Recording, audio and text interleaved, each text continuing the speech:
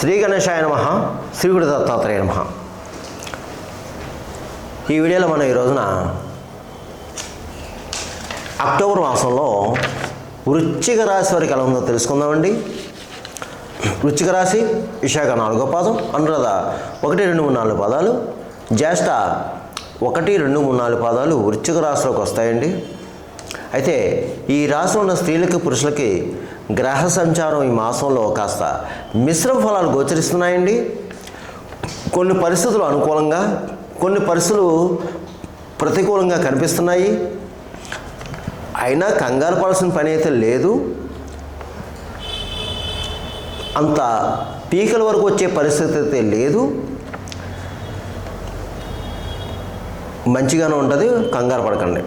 ధనం విషయంలో మాత్రం సమయానికి ధనం చేతికి అందుతుంది, కానీ ధనం మంచి నెలలో ఖర్చు అవుతుంది. అధిక ఖర్చులు ఉంటాయి, అనవసర ఖర్చులు ఉంటాయి, శుభమూలక ధనమేం అవుతుంది. ఇక ఆరోగ్య విషయంలో మాత్రం జాగ్రత్త అండి. ఏమాత్రం అనారోగ్య పరిస్థితి కనిపించినా మీరు వెంటనే వైద్యుని సంప్రదించండి. ఎట్టి పరిస్థితుల్లో ఆరోగ్య విషయంలో అశ్రద్ధ చేయొద్దు. అలాగే ప్రయాణ విషయంలో జాగ్రత్త. ఎక్కడికైనా దూర ప్రయాణం చేసేటప్పుడు మీరు మాత్రం భగవన్నామస్మరణ చేసుకుని వెళ్ళండి అమ్మా. ప్రయాణంలో జాగ్రత్త. తర్వాత ముఖ్యంగా ఈ మాసం ఇంపార్టెంట్ సెటిల్మెంట్లు అంటే ఏమన్నా లావాదేవీలు, ఆర్థిక లావాదేవీలు, ఒక ముఖ్యమైన వ్యవహారం సెటిల్మెంట్ ఉంటే వాయిదా వేయండి. ఈ ఒక్క మాసం మాత్రమే వాయిదా వేయండి. అలాగే ఇతరుల విషయంలో జోక్యం కలిగించుకోవద్దమ్మా. మీరు ఈ మాసం ఇతరుల విషయంలో జోక్యం కలిగించుకోవద్దు. అలాగే భూగ్రహ సంబంధ లావాదేవీలు కూడా వాయిదా వేయండి.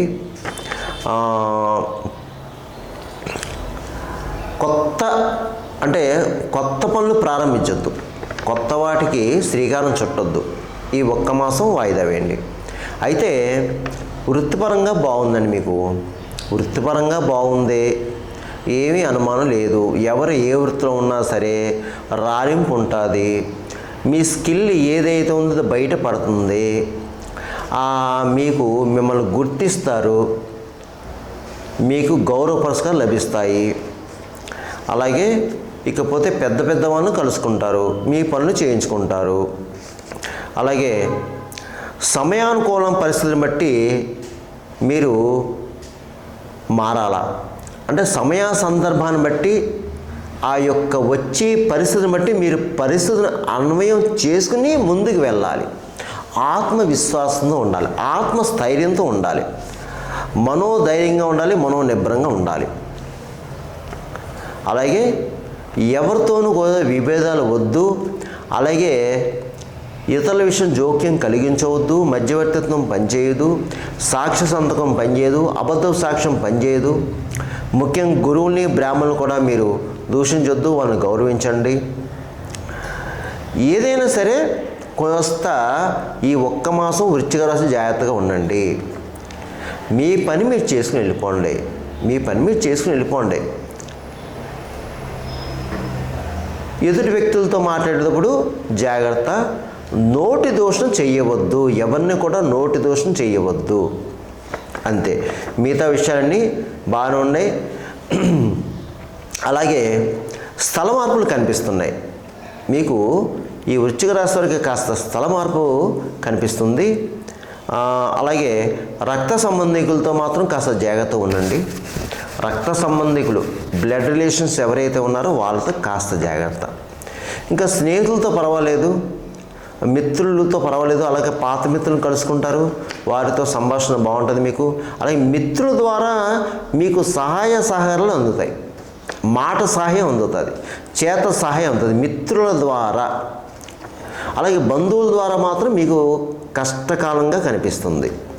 ఇక రియల్ ఎస్టేట్ రంగంలో ఉన్నవారికి మిశ్రమ ఫలాలు గోచరిస్తే కాస్త కష్టపడాలి. అలాగే స్పెక్యులేషన్ బాగుంటుంది, మోటార్ ఫీల్డ్ వరకు బాగుంది, ప్రైవేట్ కాంట్రాక్ట్స్ కూడా బాగుంది. అలాగే కళాకారులు, సినిమా టీవీ రంగంలో ఉన్న వారికి కాస్త అవకాశాలు కొన్ని సందర్భంలో వచ్చినట్టు వచ్చి చేజారిపోవడానికి అవకాశం కనిపిస్తుంది. వస్తాయి, కానీ సందర్భం ఎలా ఉంటుందంటే అనుకోకుండా చేజారిపోద్ది. కానీ కంగారు పడకండి, మళ్ళీ ప్రయత్నం చేయండి, తప్పకుండా మీరు సక్సెస్ అవుతారు. అలాగే ముఖ్యంగా రాజకీయ నాయకులకు మాత్రం కాస్త బాగోలేదండి. అంటే ఎలా చూసినా బాగోలేదు. వృశ్చిక రాశిలో ఉన్న రాజకీయ నాయకులకి అంటే మానసికంగా బాగోదు, శారీరకంగా బాగోదు, అనారోగ్య పరిస్థితి, శత్రుపీడ ఎక్కువ ఉంటుంది, నరఘోష ఎక్కువ ఉంటుందండి. డబ్బులు అయితే మంచినీళ్ళ ఖర్చు అవుతుంది, మిమ్మల్ని నమ్మించి మోసం చేస్తారు. కాస్త జాగ్రత్తగా మాత్రం ఉండండి. ఇకపోతే వ్యాపారస్తులకి మిశ్రమ ఫలాలు ఉన్నాయి. కొంచెం వ్యాపారస్తులు కష్టపడాలి, మీకు ఈ మాసం మాత్రం కష్టపడాలి. తర్వాత జాయింట్ వ్యాపారం మాత్రం పెట్టుకోవద్దండి. జాయింట్ వ్యాపారం పెట్టుకోవద్దు దయచేసి, ఉన్నదాన్నే నడిపించండి. అలాగే ప్రభుత్వ పరంగా ప్రైవేట్ పరంగా ఉద్యోగస్తులు మాత్రం కాస్త గడ్డుకాలం చెప్పుకోవచ్చు. అయినా కంగారు పడవద్దు, మీ పని మీరు చేసుకుని వెళ్ళిపోండి అంతే. మీ పని మీరు చేసుకుని వెళ్ళిపోండి తప్ప ఎవరి విషయంలో వేలు పెట్టొద్దు, గెలకొద్దు. పై అధికారులతో కాస్త మాటలు పడే అవకాశం ఉంది, కానీ మీరు కాస్త ఓర్పుగా నేర్పుగా ఉండండి. ఒక్క మాసం ఓర్పుగా నేర్పుకుంటే మీకు బాగుంటుంది. అయితే చదువుకునే విద్యార్థులు చదువు సరిగా ఎక్కదు మీకు. కాస్త వ్యాపకాలు మానుకోవాలా, బయట వ్యాపకాలు అయ్యి తిరగడం అది మానుకుని చదవండి. వివాహంగానే అమ్మాయిలు అబ్బాయిలు కూడా గట్టి ప్రయత్నం చేసుకోండి, ఫలితాలు వస్తాయి. ఇక ఈ మాసం ఇలా ఉంది కదా అని మీరు కంగారు పడకండి. ఇప్పుడు అన్ని రోజులు మనే కాదు, అలాగే పట్టు ఉంటుంది, విడిపు ఉంటుంది, మంచి ఉంటుంది, చెడ్డ ఉంటుంది. ఇది కేవలం రాశి ఫలాలు, గోచర ఫలితాలు. ఇది కేవలం మీకు 40% మాత్రమే. మిగతా 60% మీ యొక్క జన్మజాతకం, జన్మలగ్నం, జరిగే దశ, అంతర్దశ మీద ఆధారపడి ఉంటుంది.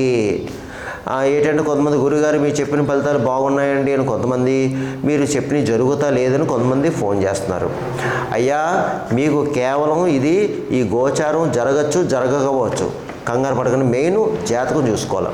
అందువల్ల మీకు ఏమైనా సమస్య ఉంటే, గడ్డి సమస్య ఉంటే కింద నెంబర్ ఉంది, నెంబర్కి కాల్ చేయండి, అపాయింట్మెంట్ తీసుకోండి, మీకు తగిన సూచన సలహాలు ఇవ్వడం జరుగుతుంది. ఇకపోతే ఈ నవరాత్రుల్లో ఇక అమ్మవారి నవరాత్రులు అనేది దయచేసి ఈ అక్టోబర్లో అమ్మవారి నవరాత్రులు చక్కగా నవరాత్రులు అమ్మవారిని పూజించండి, అమ్మవారిని సేవించండి. అలాగే దుర్గాదేవి ఆరాధన చేసుకోండి, దుర్గా అష్టోత్తరం చేసుకోండి, దుర్గాదేవి కుంకుమ చేసుకోండి. ఏ దేవాలైనా సరే విలేజు, గ్రామాల్లోని, టౌన్లోని, సిటీలోని దుర్గాదేవి, చండీమాత, మీనాక్షి అమ్మ, పార్వతీదేవి, అలాగే పెద్దమ్మ, పోచమ్మ, ఏదన్నా సరే ఎవరైనా అమ్మే. అమ్మల కన్నా అమ్మ అంతా పెద్దమ్మ. ఈ వృశ్చిక రాశి వారు ఈ అక్టోబర్ మాసంలో నేను చెప్పిన పరిహారాలు చేసుకుంటే మీకు అంతా మేలు జరుగుతుందమ్మా. మాసం అంతా బాగుంటుంది. అది ఏమిటంటే మీరు ఎక్కువ సుబ్రహ్మణ్య స్వామి ఆరాధన చేసుకోండి, సుబ్రహ్మణ్య స్వామి అభిషేకం చేయించుకోండి మంగళవారం రోజున, ఆంజనేయ స్వామికి పూజ చేయించుకోండి, ఆకు పూజ చేయించుకోండి మంగళవారం రోజున. అలాగే ప్రతిరోజు హనుమాన్ చాలీసా చదువుకోండి, హనుమాన్ దండకం చదువుకోండి, ఆంజనేయ స్వామి ప్రదర్శన చేసుకోండి. ఇది ఒక శనివారం మాత్రం శని భగవానికి తైలాభిషేకం చేయించుకోండి మీరు. ఇకపోతే ఇది నవరాత్రులు కాబట్టి ఈ అమ్మవారి నవరాత్రులు, దసరా నవరాత్రులు, అందువల్ల మీరు ప్రతి వారు కూడా ఈ నవరాత్రుల్లో అమ్మవారిని ఎక్కువ ఆరాధించండి, అమ్మవారిని సేవించండి, దుర్గాదేవి పూజలు చేయించుకోండి, దుర్గా అష్టోత్తరం చదువుకోండి, దుర్గా సప్తశతులకు చదువుకోండి. ఇప్పుడు గ్రామాల్లో, టౌన్లో, సిటీల్లో ప్రతి చోట కూడా అమ్మవారు ఉంటారు.